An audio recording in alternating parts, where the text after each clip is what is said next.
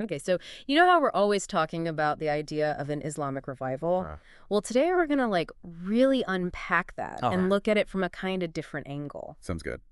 So we're diving into this paper by Fadil Maloku, Uh-huh. and it's called Who Can Revive Islam? Political Islam or Civil Islam? Oh, wow. Okay, so right away, Yeah. he's setting up this kind of key tension, Oh, right? exactly. Like two different paths. Yeah, and I think what makes this even more interesting is that Maloku, Yeah. he isn't just some random commentator. Right. He's a professor in Kosovo. Okay. He's written a ton of books On on it. social and political issues. I see. And he's a regular speaker at these big international conferences. So he's really in the thick of these debates. Exactly. So he's coming at this with a lot of knowledge and experience. Gotcha. So to kick things off, he lays out this core debate between political Islam and civil Islam. Okay. Could you just break down those terms for our listener? Sure. So political Islam, basically, it's about seeking power through political means. Okay.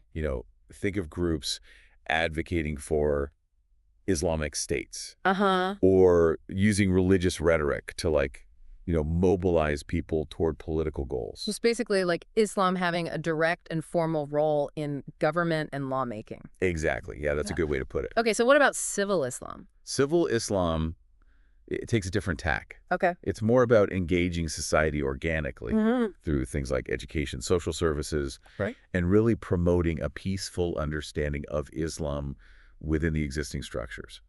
So if political Islam is about changing the system from the top down, Yeah. civil Islam is more about grassroots change. Yeah, I think that's a great way to put it. And this Okay. is where Maloku's central argument really comes into play. Okay. He thinks that civil Islam, not political Islam, is what holds the key to reviving Islamic civilization. Interesting. So why does he believe that? Well, he has some really compelling reasons. Okay, lay it on us. Okay, so one of his main points is that civil Islam, it just aligns better with the world we live in now. Mm-hmm. He uses this term postmodern society, Okay. which I know can sound a little academic, Yeah. but basically it's about, our world today Yeah. where we really emphasize things like individual freedom and tolerance. Mm-hmm. And civil Islam, with its emphasis on peaceful engagement and dialogue, it just fits better with those values. That makes a lot of sense. Right. If you're trying to spark a revival Yeah. in a world that values individual choice and freedom, Mhm. an approach that reflects those same values is probably going to be more successful. Totally. It's about meeting people where they are. Exactly. And this is where Maloku brings in the idea of new social movements, Okay. which again, Sounds a little jargony. I know it can sound a little jargony, Yeah. but think about it like this. Okay. You've got these older movements, like the labor movement. Mm-hmm. They were really focused on specific issues, like workers' rights. Mm. New social movements are kind of broader. Okay. They aim to shift the way society thinks and functions overall. Okay, I see. So, give me an example of that. Sure.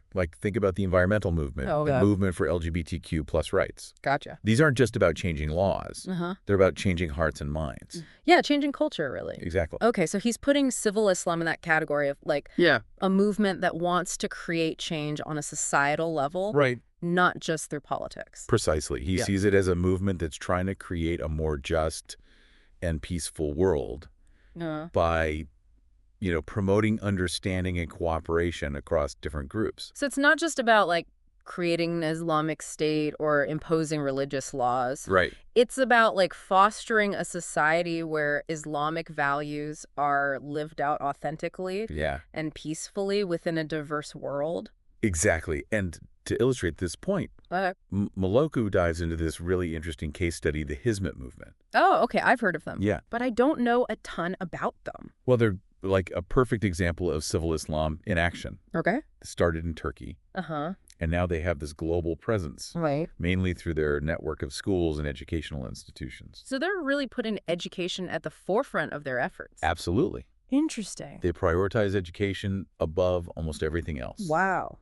There are even stories of them choosing to build schools Yeah. instead of mosques when resources were limited. Wow, that's commitment. Right. And their approach has gotten a lot of praise. I bet. There's this great quote from Akbar Ahmed. Okay. He's the chair of Islamic Studies at American University. Uh-huh. And he calls the Hizmet movement a key role model for contemporary Muslims. That's high praise coming from a scholar like him. Right. Yeah. So they're clearly doing something right. It sounds like they're really putting their money where their mouth is, so to speak, Yeah. by investing in education as a way to promote a positive understanding of Islam. Exactly. And it's not just about academics either. Okay. The Hizmet movement really emphasizes cultivating altruism and serving others. Uh-huh. They believe in embodying Islamic values of compassion and service through action. Okay, so it's about like walking the walk, not just talking the talk. Right. You got it. I can see why Maloku's using them as a prime example. Yeah. This brings up a question, though. Okay. Maloku is obviously making a case for civil Islam as like the preferred path. Yeah. But does he talk about any of the challenges that a movement like this might face? He does, and he doesn't sugarcoat things. Okay, good. Especially when talking about the realities after 9/11. Uh-huh. He acknowledges that Islamophobia has created a really hostile environment for a lot of Muslims. It's true. It's unfortunate, but it's true. Yeah, it's sad how powerful stereotypes and prejudice can be. Absolutely. But the encouraging thing is that the Hizmet movement is directly challenging those perceptions through their actions. I see. By focusing on education dialogue service. They're showing the world a different side of Islam, Okay. a side that's rooted in peace, compassion, and human connection. So they're offering like a counter narrative to the negativity and fear. Exactly. And this ties back to Maloku's emphasis on the power of knowledge and education. Okay. He believes that education is absolutely crucial for the revival of Islamic civilization. Interesting. He sees knowledge as a tool for progress and advancement, not just within the Muslim community, but for humanity as a whole. That's a big idea. It is. Like, it's recognizing the transformative potential of education to break down barriers and create a more just world. And this is where he gets into this concept called the sociology of knowledge. Okay, now that sounds a little intimidating. I know, but it's actually really fascinating. All right, break it down for us. Okay, so the sociology of knowledge, basically, it explores how knowledge is created, disseminated, and maintained within different societies. And it helps us understand how what we know shapes our perceptions of the world and how that can influence social order. So, in a sense, it's about understanding how knowledge is used to build or change our understanding of the world. You got it. Interesting. And Maloku is arguing that civil Islam, through its focus on education and sharing knowledge, can play a really powerful role in shaping a more positive and accurate understanding of Islam globally. So it's about offering an alternative to the narratives of extremism and prejudice that we sometimes see? Exactly. It's about reclaiming the narrative and showcasing the true spirit of Islam. Okay. Which is about peace, compassion, and service to humanity. This is really making me think about how crucial education is, not just in the context of Islamic civilization, but in all aspects of society. Yeah. It really has the power to change perceptions and open up new possibilities. I totally agree. But before we go too far down that road, Okay. there's another concept that Maloku brings in that I think is worth unpacking, and that's the precariat. Okay. What is the precariat? So the precariat, it's basically a term to describe this growing class of people who are experiencing economic and social instability. Okay, so like people who are struggling to make ends meet. Yeah, people stuck in low-paying jobs. Okay. Lacking that sense of security about their future. So that feeling of like being on shaky ground. Exactly. Like you don't know what tomorrow holds. Right. And Maloku argues that this vulnerability makes the precariat susceptible to manipulation by certain types of leaders. Okay, I see where this is going. Leaders who exploit those fears and anxieties for their own political gain. So they're looking for answers, looking for someone to blame for their struggles. And these leaders step in and offer these simplistic solutions. Right. And those solutions often target marginalized groups. Yeah, it's a dangerous cycle. It can lead to more division and instability. Exactly. But here's what's interesting. Okay. Maloku sees civil Islam as a potential antidote to this trend. Okay, I'm intrigued. How does he see that playing out? Well, he argues that civil Islam, with its emphasis on social justice and serving the marginalized, it can offer a more hopeful and constructive alternative to that divisive rhetoric that often targets the precariat. So instead of preying on their fears and anxieties, civil Islam seeks to empower them. Exactly. And offer a path forward based on hope and solidarity. That's the idea. Interesting. So it's about giving them a way to contribute to something larger than themselves. to be part of a community that values compassion and justice. Right. And he believes this approach can be especially effective. Okay. Because it addresses their material needs, but also their yearning for meaning and purpose. It's about recognizing their dignity as human beings. Yes. And offering them a chance to be part of something bigger. Exactly. To be agents of change. Right, not just pawns in someone else's game. This is really resonating with me. It's about reclaiming the power of compassion and solidarity in a world that can feel very divided and cynical. And to further illustrate this point, Maloku brings in some really interesting comparisons with the work of sociologist Max Weber. Okay. Now, I've heard of Weber, but I'm not super familiar with his work. Well, Weber was a hugely influential thinker. Okay. He studied the relationship between religion and society. And he's probably most famous for his book, The Protestant Ethic and the Spirit of Capitalism. Okay. Where he argued that certain Protestant values, things like hard work, frugality, individual responsibility, actually contributed to the rise of capitalism. So he was drawing a connection between religious beliefs and economic behavior. Exactly. Interesting. And what's fascinating is that Maloku compares and contrasts this with Islam. Okay. Weber argued that Islam hadn't played as big of a role in the development of capitalism as Protestantism had. But Maloku pushes back on that. So he's saying that Weber's analysis might be a little simplistic? Yeah, or maybe even biased. His point is that Weber's comparison doesn't take into account the different historical and cultural contexts in which Islam and Protestantism emerged. Right, so it's like comparing apples and oranges. Exactly. You can't just assume that the same factors will play out the same way across different societies and time periods. You need to look at the bigger picture. Precisely. Okay. And Maloku points out that Weber seemed to focus really narrowly on the military expansion of Islam without really considering the broader goals and motivations. It's like judging a book by its cover. Exactly. You're not getting the full story. Right. And this is where things get even more interesting. Okay. Because Maloku also brings in Edward Said, who was a prominent scholar of Orientalism.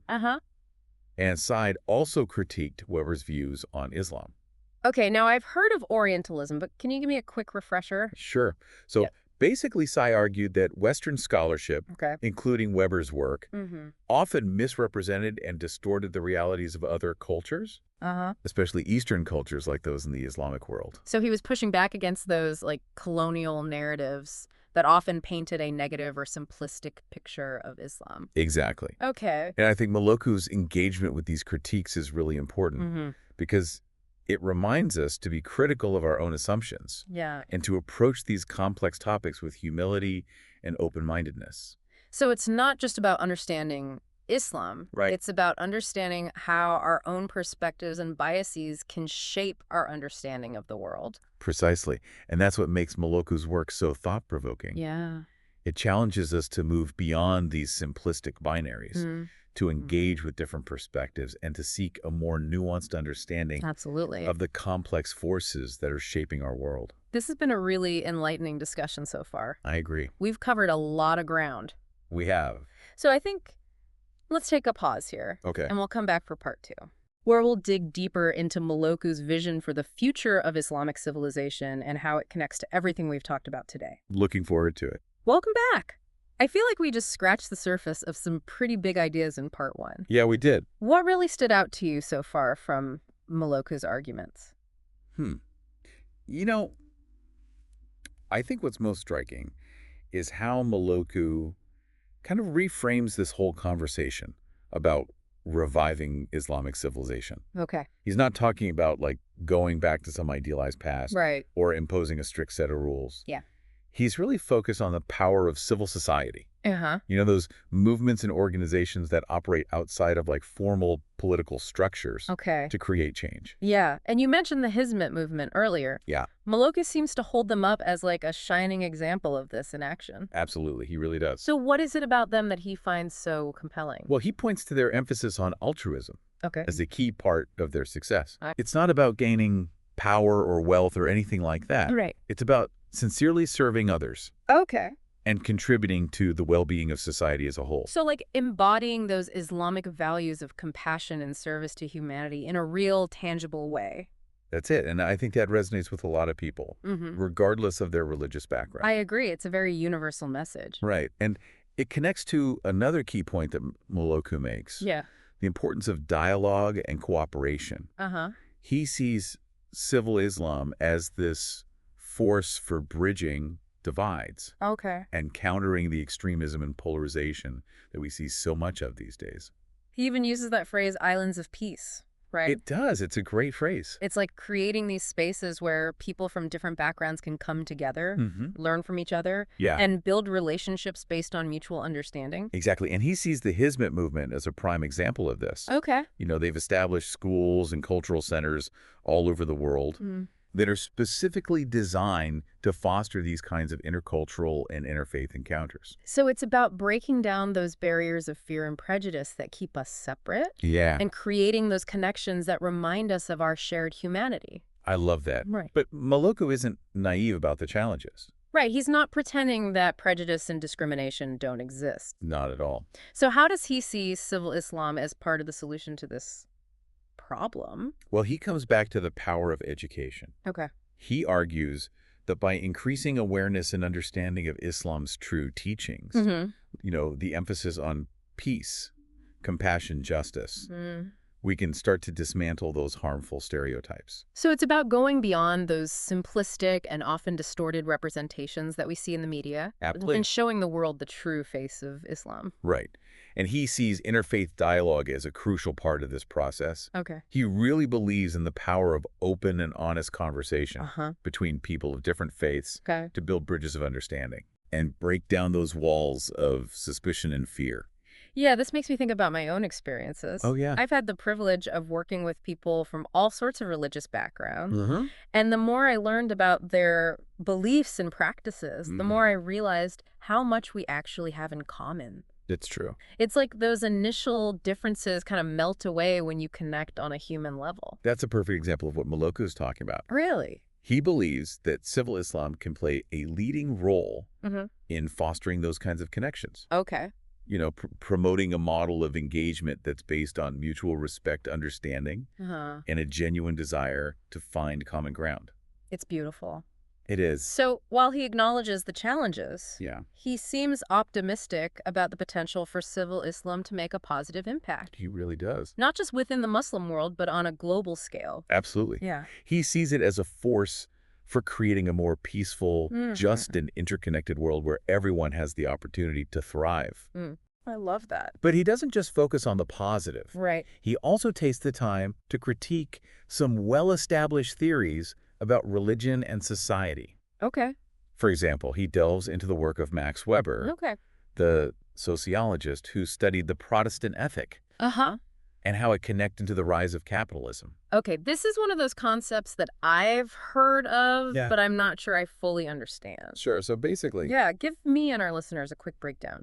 Okay, so Weber's argument was essentially that certain values associated with Protestantism, like hard work, thrift, individual responsibility, created a cultural environment that was favorable to the development of capitalism.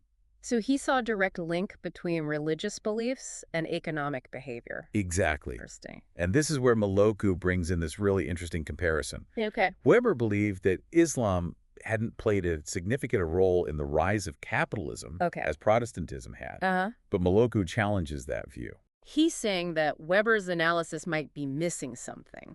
Right. His point is that Weber's comparison doesn't account for the very different historical and cultural circumstances under which Islam and Protestantism developed. Okay, so it's like trying to understand baseball by watching cricket. Oh, exactly. They're both bat and ball games. Right. But the rules and strategies are totally different. You need to look at the bigger picture. You got it. The context in which these religions evolved to really understand their impact on society. Precisely. And Maloku points out that Weber seemed to focus very narrowly on the military expansion of Islam without considering those broader goals and motivations. It's like judging a book by its cover. Exactly. Right, you're not getting the full story. Nope. And this is where things get really interesting. Okay. Because Maloku also highlights Edward Said's critique of Weber's work. Okay. Sednil, who is a leading scholar of Orientalism, argued that Weber's perspective on Islam was very much shaped by Western biases and assumptions. Okay, now remind me again what Orientalism is all about. Basically argued that Western scholarship, including Weber's work, often misrepresented and distorted the realities of other cultures, right? Especially Eastern cultures like those in the Islamic world. So he was pushing back against those colonial narratives. Exactly. Okay. That often painted this negative or simplistic picture of Islam. Gotcha. And Maloku's engagement with these critiques is really important because it reminds us to be critical of our own assumptions. Yeah. And to approach these topics with an open mind. It's not just about understanding Islam. Right. It's about understanding how our own perspectives shape our understanding of the world. Exactly. And that's what I find so valuable about Maloku's work. It pushes us to think critically, to challenge our assumptions, and to engage with these complex issues in a more thoughtful and nuanced way. This has been really helpful for me. Good. I'm glad. Speaking of complex issues, we were talking about the precariat earlier. Right. That growing class of people facing economic and social instability. Those folks who are struggling with job insecurity, low wages, lack of social safety nets. They often feel like they're just barely getting by. It's tough. And Maloku argues that this vulnerability makes them prime targets for manipulation by populist leaders who prey on their fears and anxieties. And offer those simple but ultimately harmful solutions. Right, like scapegoating marginalized groups and undermining democratic values. It's a dangerous game. Instead of addressing the root causes of their problems, they offer a distraction, someone to blame. It's a classic tactic, unfortunately. It's effective. It can be. But here's where I think Maloku's argument gets really interesting. Okay. He sees civil Islam as a potential counterforce to this kind of divisive rhetoric. Now, this is where I need you to connect the dots for me. Yeah. How does civil Islam offer an alternative to populism? Well, think about the core values of civil Islam. Okay. Social justice, compassion, service to others. A focus on building a more just and equitable society. Okay. These values directly address the concerns of the precariat by offering a path forward that's based on hope, solidarity, and a commitment to the common good. So instead of dividing people along religious or ethnic lines, it's about creating a sense of shared purpose and working together to create a better future for everyone. That's the idea. It's powerful. It is. And Maloku believes that this approach can be particularly effective in reaching the precariat. Why is that? Because it speaks to both their material needs and their yearning for a sense of meaning and purpose.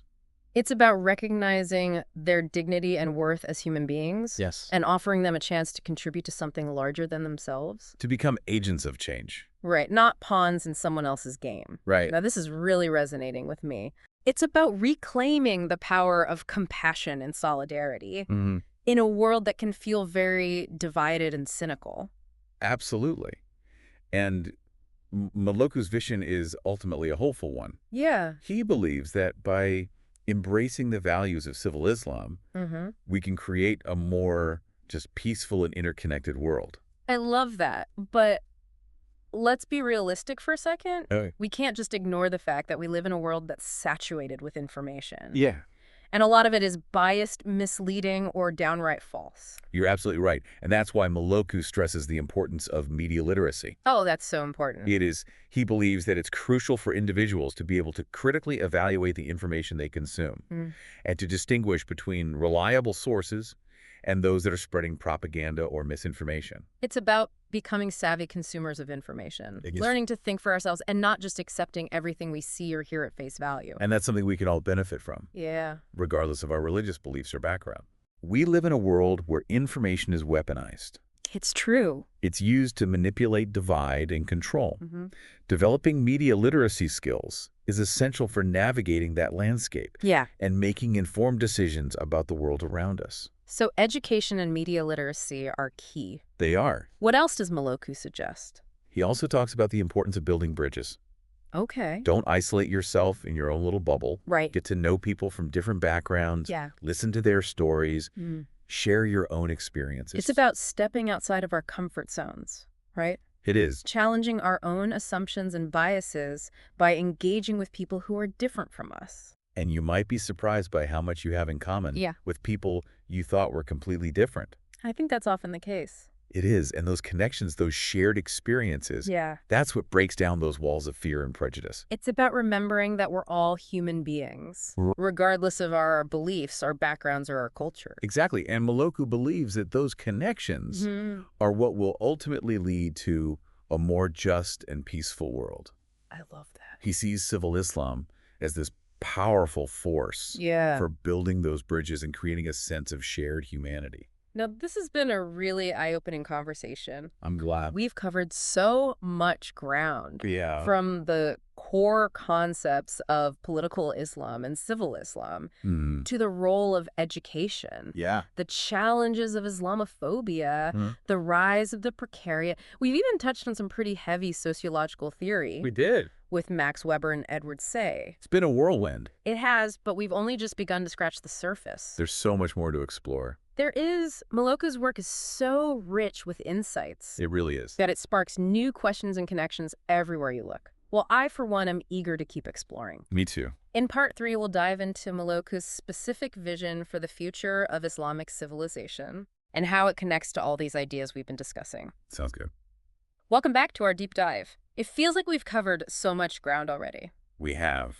Political Islam, civil Islam, the Hizmet Movement, Max Weber, Edward Said. Yeah, it's been a lot. But now I want to focus on what Maloku envisions for the future, and more importantly, what it all means for our listeners. You know what really struck me about Maloku's work is that it's not just theoretical.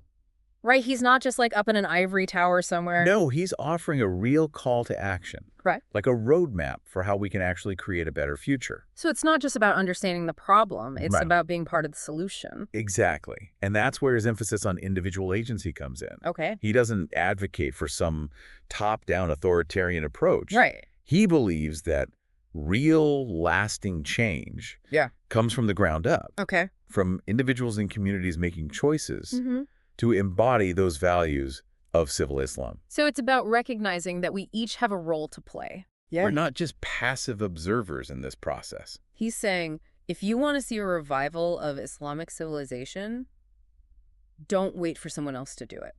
I like it. Start by living those values in your own life, in your own community. Be the change you want to see in the world. Exactly. It's like that Gandhi quote, but applied to this context. Right. It's about taking ownership. Recognizing that our individual actions, no matter how small, can contribute to a larger movement for good. And he doesn't see this as a solitary pursuit either, right? No, he really believes in the power of collective action, people coming together to support each other and work toward a common goal. So building networks of solidarity, creating spaces where people can share ideas and resources. Yes, and inspiration. It's about creating that sense of community, a movement that's bigger than any one individual. And I think that's where civil Islam has so much potential. It offers this framework for building bridges across cultures and religions. For creating a more harmonious and interconnected world. So it's not just about the revival of Islamic civilization, it's about contributing to the well-being of humanity as a whole. Exactly. Maloku sees these values, peace, compassion, justice, service to others, as universal values that can benefit everyone.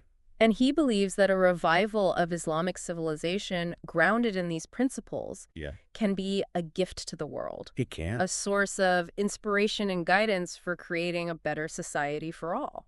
I agree with that. It's a beautiful vision. It is, but we can't ignore the challenges. Right. We've talked about Islamophobia, the rise of the precariat, the spread of misinformation. There's a lot to grapple with. These are very real obstacles. And Maloku doesn't shy away from them. Okay. In fact, he offers some really concrete suggestions for how individuals and communities can deal with these realities. Okay, so what does he suggest? He puts a huge emphasis on education. Okay. He believes that knowledge is power, and that by promoting a deeper understanding of Islam's true teachings, we can start to dismantle those stereotypes that fuel Islamophobia. So it's about going beyond the headlines, beyond the sound bites, and really digging into the rich history, philosophy, and spiritual traditions of Islam. Exactly. It's about educating ourselves and others.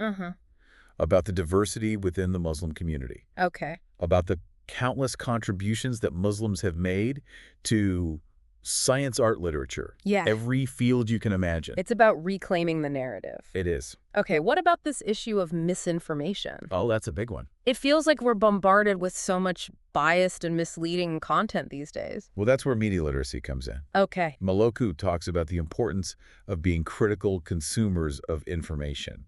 Right. Don't just passively absorb everything you see or hear. Exactly. Question your sources. Seek out multiple perspectives. So it's about developing that healthy skepticism, Yeah. that ability to think for ourselves. Right. Not just take everything at face value. And that's something we can all benefit from, Yeah. no matter what our background is. We live in a world where information is weaponized. We do.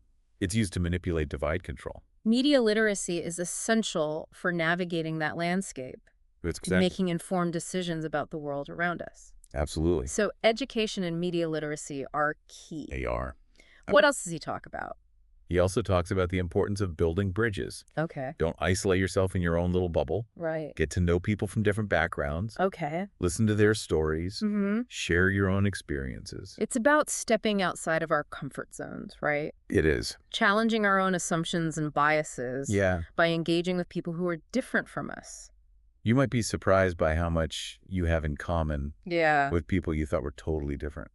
Those connections, those shared experiences. Yeah. That's what breaks down those walls of fear and prejudice. It's about remembering that we're all human beings. Yes. At the end of the day. Regardless of our beliefs, our backgrounds, our cultures. Exactly. And Maloku believes that those connections are what will lead to a more just and peaceful world. It's a powerful vision. It is. He sees civil Islam as a force for building those bridges and creating that sense of shared humanity. So if our listener is feeling inspired by these ideas, what are some concrete things they can do to apply them in their own lives? First and foremost, educate yourself. Okay.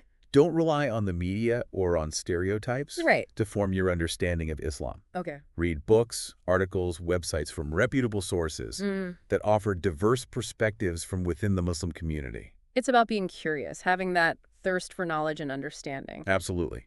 Yeah. And don't just stay in your head. Okay. Get out there and engage with the world. Okay. Volunteer at an organization that serves marginalized communities. Okay. Attend an interfaith event. Start a conversation with someone who holds different beliefs than you.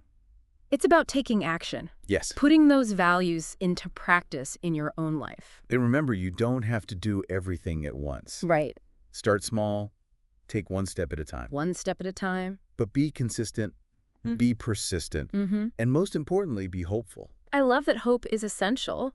It is. It's what fuels our actions and inspires us to keep striving for a better future. I agree. This has been an incredible deep dive. It has. We've covered so much. We have. And I really hope it's given our listeners a new perspective on the potential for a revival of Islamic civilization. Yeah. A revival that's not just about the past, Right. but about creating a more just and compassionate future for all. I think we've done that. Thank you for joining me on this journey. It's been a pleasure. And to our listeners, thank you for being here with us today. Thanks, everyone. Remember, the future is not preordained. No. It's something we create together. One action, one conversation, one connection at a time.